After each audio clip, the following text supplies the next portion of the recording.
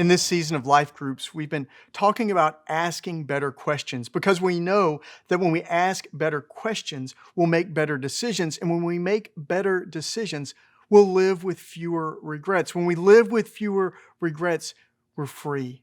Our hearts are free. Our lives are free. We can enjoy the abundant life that Christ has offered to us. And in this session, we want to talk about the relationship question. This question is different than all of the other questions. The other questions have an almost immediate return on investment. When we make a wise decision in regards to a family member or a situation, almost immediately we get the results from that. When we make a decision based on integrity, almost immediately we feel free from any other decision we might have made in that situation. The relationship question, though, does not guarantee any returns. Instead, it simply offers us a way to live in the world that is rare, that is exceptional, that is based upon the life of Jesus Christ. The relationship question really comes from one particular moment in the life of Jesus. It was at the Last Supper, the last night that Jesus spent with his disciples. Jesus gathered them at the Passover. They were eating the Passover meal together. And in the middle of the dinner, Jesus gets up, grabs a bowl of water, and begins to wash the disciples' feet. What we might not realize about that is how just amazing that was. The host of a meal, Jesus was the host of the meal. The host of a meal would never stoop to doing something that low, to serving other people in that way. But here Jesus was doing this. And it wasn't just that he was washing their feet, but Jesus knew what these men, these 12 men, were going to do over the next few hours. Jesus knew that Peter was going to deny him. Jesus knew that Judas was going to betray him. Jesus knew that the other 10 disciples would run from him, that they wouldn't support him in the moment where Jesus needed them to stand up for him. Yet Jesus, as an act of love in his relationship with these flawed men, washed their feet. And after Jesus washed their feet, he said something to them. I want you to hear it. It's John 13, verses 13 through 15. He says, "You call me teacher and Lord, and you're right, for that's what I am. So if I, your Lord and teacher, have washed your feet, you also ought to wash one another's feet. For I have set you an example that you also should do as I have done to you." And then a little bit later in the conversation, Jesus comes back to this moment, what Jesus has offered to them, what he's taught them. And this is what Jesus says in verses 34 and 35. He says, "I give you a new commandment." This is remarkable. All of these Jewish men knew all of the Jewish commandments. Jesus has summarized at one point all of the commandments into just 2 commandments. But now Jesus gives them something new. "I give you a new commandment that you love one another just as I have loved you. You also should love one another. By this, everyone will know that you are my disciples if you have love for one another."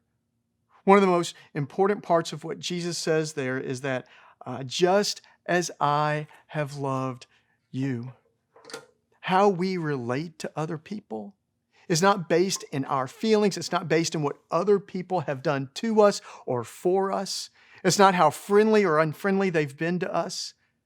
How we relate to other people is based on what Jesus has done for us. How Jesus has loved us at our best moments and our worst. How Jesus has loved us when we deserved it and when we didn't deserve it. Jesus' love for us is constant and consistent. And as followers of Jesus, the relationship question that we are called to ask time and again in life is this: what does love require of me? Stop and think about that question for just a moment. What does love require of me? When we think about that question, when we think about answering that question, it sets aside everything that we would normally use to judge whether or not we should love someone else, whether we should care for someone else. It sets aside our expectations of how they've lived up to them or failed them. It sets aside how they've betrayed us or hurt us. It sets aside any thoughts of what they've done for us. It simply calls us to consider the gift that Christ has given to us, that we're called to give to other people. This question says that love fills in the gaps. In those moments where Scripture may be unclear on something, the call is to love. When we're frustrated in life, we're called to love. When we're not sure how to respond to someone, to what they've said, what they believe, how they've acted, we're called to love over and over again.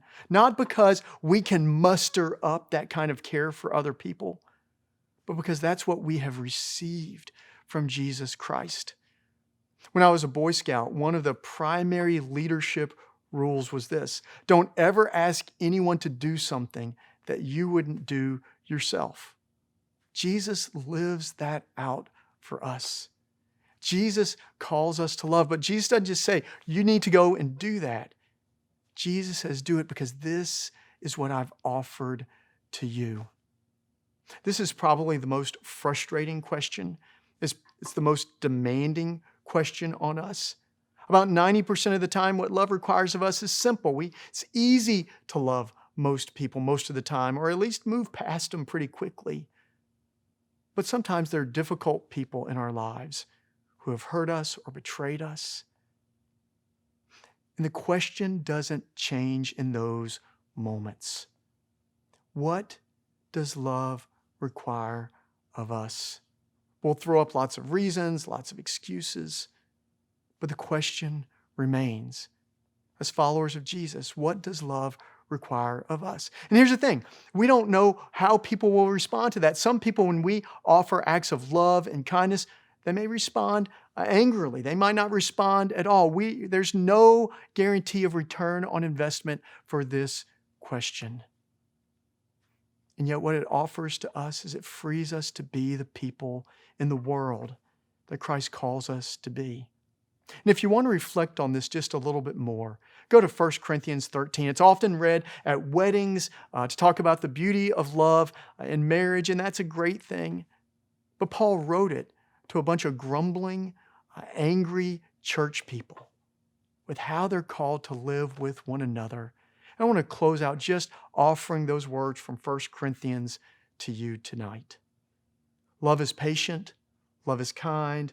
Love is not envious or boastful or arrogant or rude. Love does not insist on its own way. Love is not irritable or resentful. Love does not rejoice in wrongdoing, but rejoices in the truth. Love bears all things, believes all things, hopes all things, endures all things. Love doesn't end. Another translation of that is love never quits. Talk about in your group, what are the impediments to the requirement of love? What stops you? And how can you encourage one another to ask the important question, what does love require of me?